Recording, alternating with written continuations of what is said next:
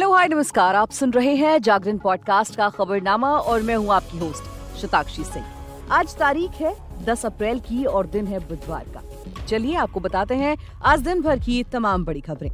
आज का खबरनामा थोड़ा सा खास है। खास क्यों है? क्योंकि आज मैं आपको संजय लीला भंसाली की आने वाली वेब सीरीज हीरा मंडी की असली कहानी सुनाने जा रही हूँ।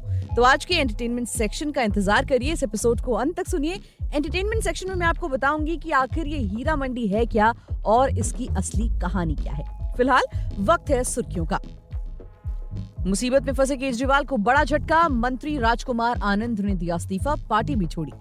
लोकसभा चुनाव 2024 के लिए बीजेपी की 10वीं लिस्ट में 9 नाम, किरण खेर और रीता बहुगुणा का टिकट काटा।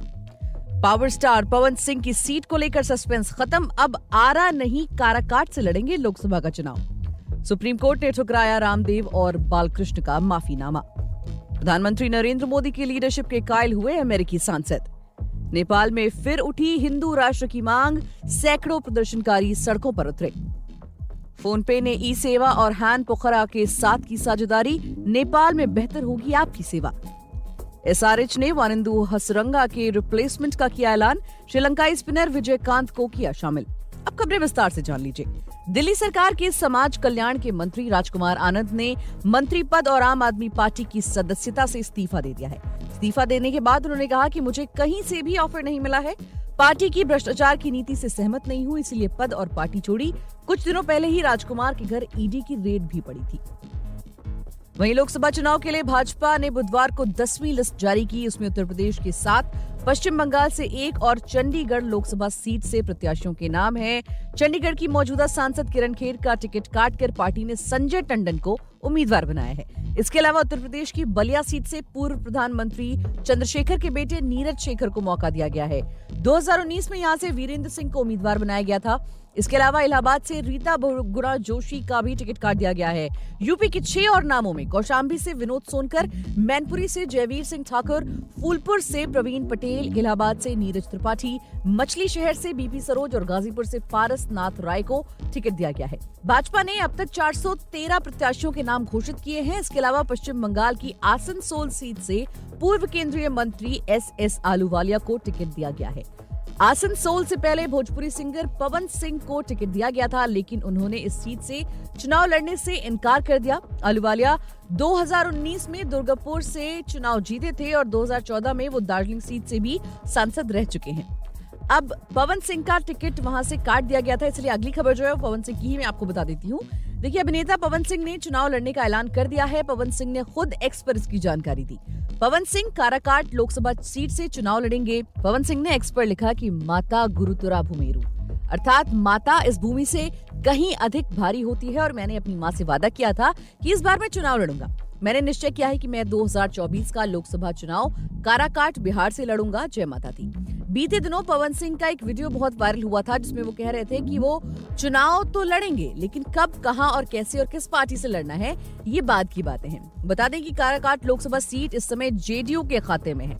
यहाँ से 2019 लोकसभा चुनाव में महाबली सिंह चुनाव जीते थे।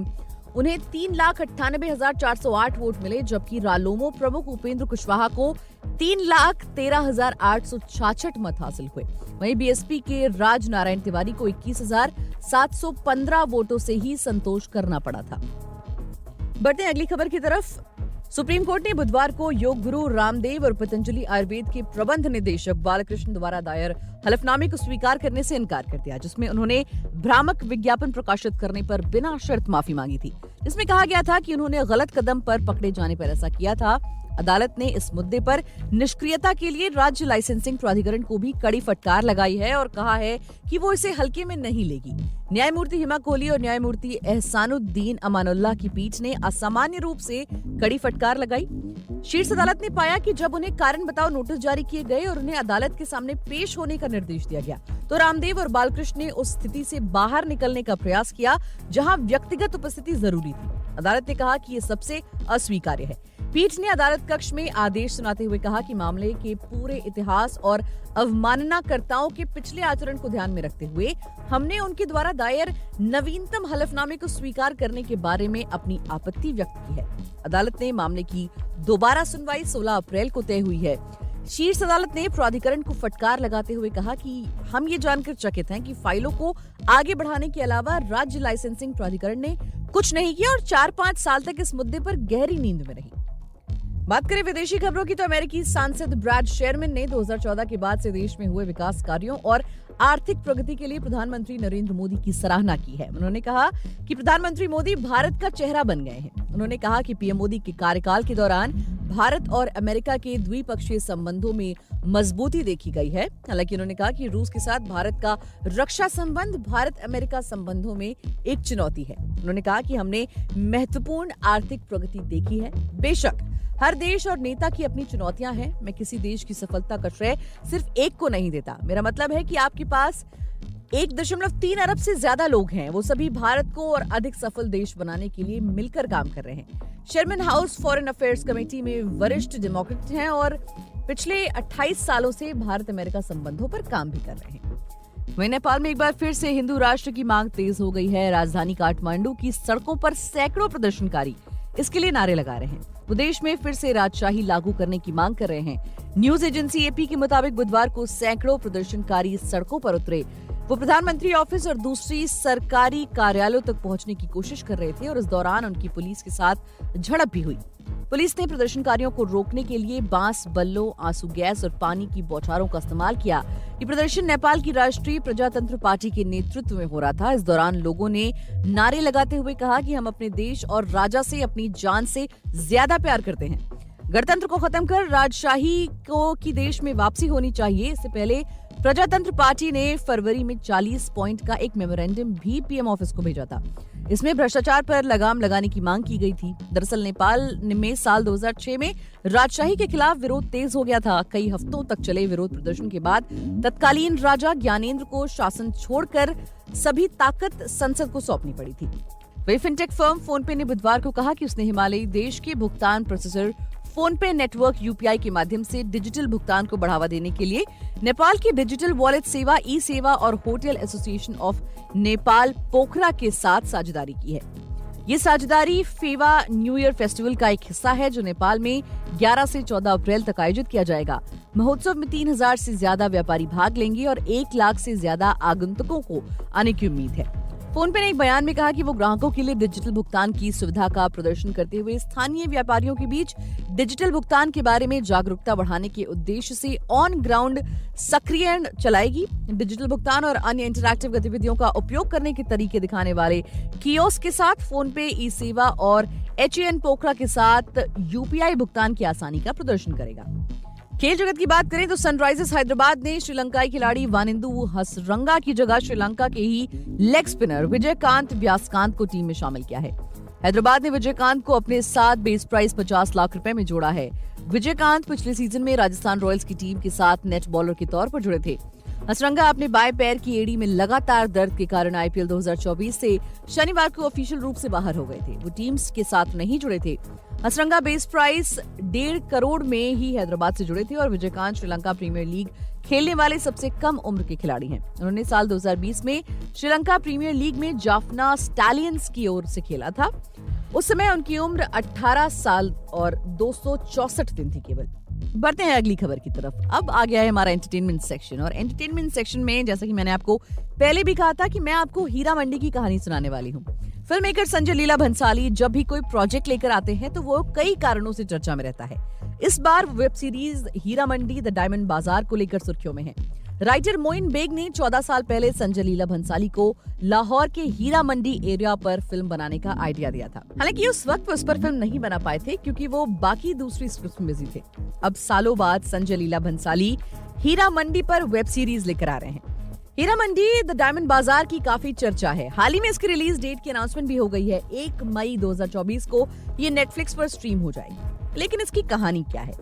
देखिए, जितना मैंने पढ़ा है हीरा मंडी का इतिहास जो है वो 450 साल पुराना है। हीरा मंडी पाकिस्तान के लाहौर शहर में एक इलाका है। इसे शाही मोहल्ला के नाम से जाना जाता है। डेलियो की एक खबर की मानूं तो इस इलाके का उदय मुगल काल में हुआ था। यहाँ उस समय उज्बेकिस्तान और अफगानिस्तान से महिलाएं आती थीं और वो क्लासिकल डांस किया करती थीं, गाना गाती थीं। उस वक्त इसे कला से जोड़कर देखा जाता था। 15वीं और 16वीं शताब्दी में मुगल काल के दौरान ये इलाका कला का केंद्र हुआ करता था। हालांकि फिर अहमद शाह अब्दाली के आक्रमण के बाद ये इलाका रेड लाइट एरिया में तब्दील हो गया।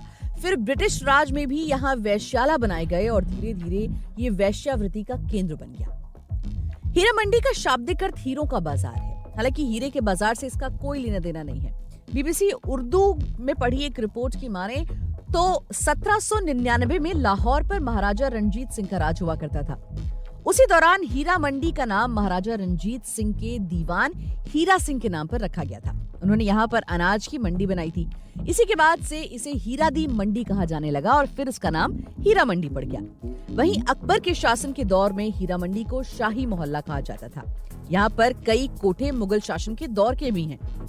बीबीसी उर्दू से बात करते वक्त प्रोफेसर त्रिपुरारी शर्मा ने बताया कि मुगल काल में अमीर लोगों के परिवार इन इलाकों में रहते थे। उनके प्रोग्राम राजमहलों में हुआ करते थे। उस समय कोठे को कला का केंद्र कहा जाता था, जहाँ नाच, गाना और ये सारी चीजें सिखाई जाती थी। यहाँ की महिलाएं खुद को एक्ट्रेस कहा करती थी। यहाँ पर लोग ऊंचे स्तर की बातचीत सीखने भी आया करते थे।